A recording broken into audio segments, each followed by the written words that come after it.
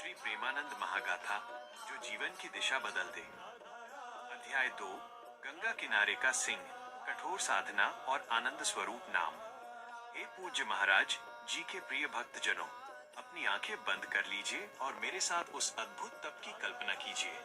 जब हम पूज्य महाराज जी के वर्तमान स्वरूप को देखते हैं, उनकी कोमल वाणी और निष्कपट प्रेम को सुनते हैं, तो ये सोचना भी कठिन हो जाता है कि इस प्रेम के सागर के पीछे कितनी कठोर तपस्या का हिमालय छिपा हुआ है।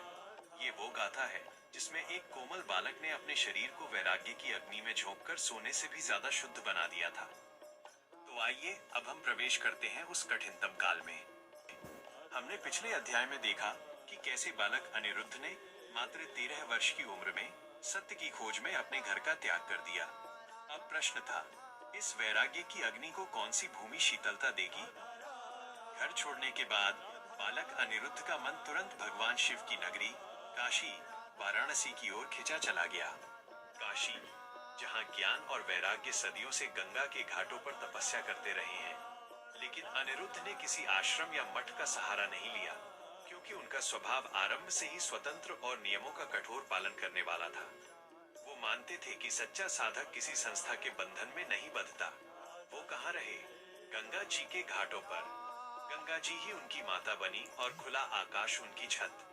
काशी में उनकी तपस्या अकल्पनीय थी। वो प्रतिदिन 3 बार गंगा जी के बर्फीले ठंडे जल में स्नान करते थे, चाहे कितनी भी कड़ाके की सर्दी क्यों न हो।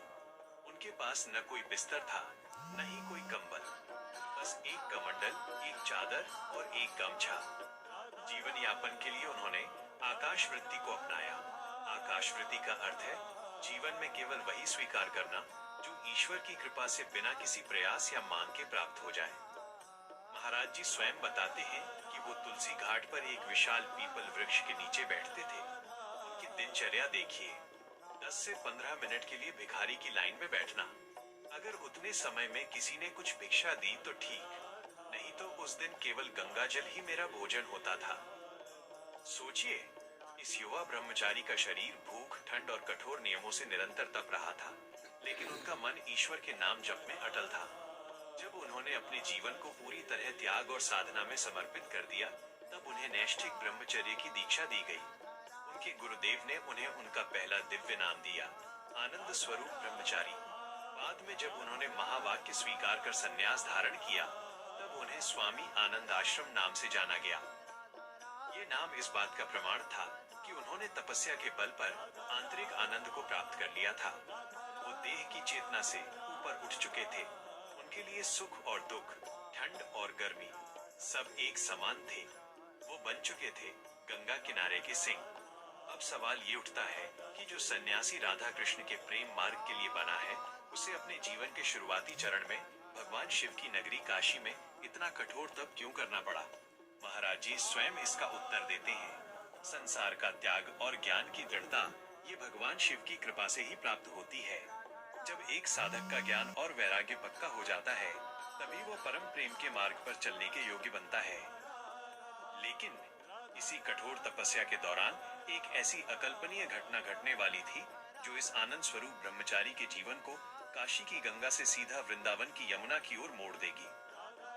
वो क्या घटना थी? कौन सा ऐसा निमंत्रण था जिसे उन्होंने पहले अनमने ढंग से स्वीकारा, पर जिसने उन्हें हमेशा के लिए प्रेम रस में डुबो दिया? हे लाडली जी के प्यारे भक्त जनों, अगर आप जानना चाहते हैं कि काशी का ये सिंह कैसे वृंदावन के रास से मिला, तो अगले अध्याय में हमारे साथ बने रहिए।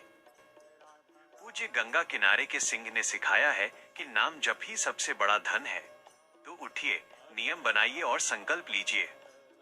इस कल्याणकारी मार्ग से जुड़े रहने के लिए राधा राधा अवश्य लिखें। महाराज जी की वाणी ने आपके जीवन में यदि कोई बदलाव लाया हो तो उसे कमेंट में साझा करें।